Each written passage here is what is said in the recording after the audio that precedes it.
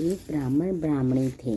7 कोस गंगा यमुना नहाने जाया करते थे। ब्राह्मणी बहुत थक जाती थी। एक दिन बोली, एक बेटा होता तो बहू आती, घर में खाना बना हुआ मिलता, कपड़े धुले हुए मिलते। ब्राह्मण बोला, तूने बड़ी बात कही, ला तेरे लिए बहू ला देता हूँ।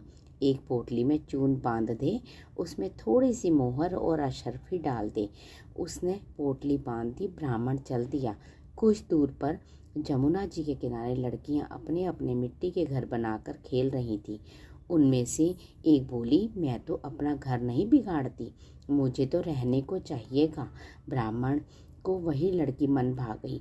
अपने मन में सोचने लगा, यही एक समझदार सी लड़की है। वह उसके पीछे पीछे हो लिया। जब वह घर पहुंची तो बोला, बेटी मैं भूखा हूँ, अपनी माँ से पूछ ले, मेरी 4 रोटी पो देगी क्या? कार्तिक का महीना है, मैं किसी के घर की रोटी नहीं खाता। मेरे पास यह चून है, अपनी माँ को दे दियो और माँ से कह दियो कि चून छान लेगी। अच्छी बात है बाबा।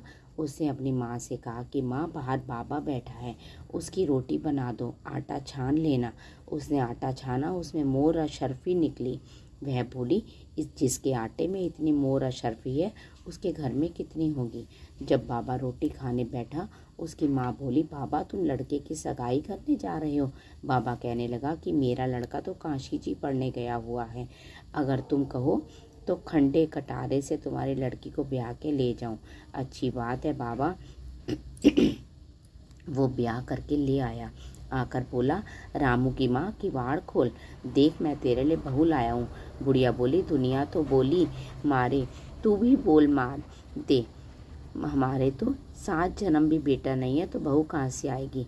ना तू किवाड़ खोल। उसने किवाड़ खोल देखा तो सामने बहू खड़ी है। सास आदर सत्कार से बहू को अंदर ले आई। बुढ़िया नहाने जाती, बहू सारा काम करती, खाना बनाती, कपड़े धोती, रात को उनके पाँव दबाती। इस तरह से बहुत समय निकल गया। सास बोली, बहू चूल्हे की आँच न बुझने दियो, मटके का पानी न खत्म होने दियो। एक दिन चूल्हे की आँच बुझ गई। भागी भागी बहू पड़ोस में गई। बोली, पड़ोसन मुझे थोड़ी सी आँच दे दो, मेरे चूल्हे की आँच बुझ गई है। माँ, सास ससुर आते होंगे, सुबह 4 बजे के गंगा यमुना नहाने गए हुए हैं।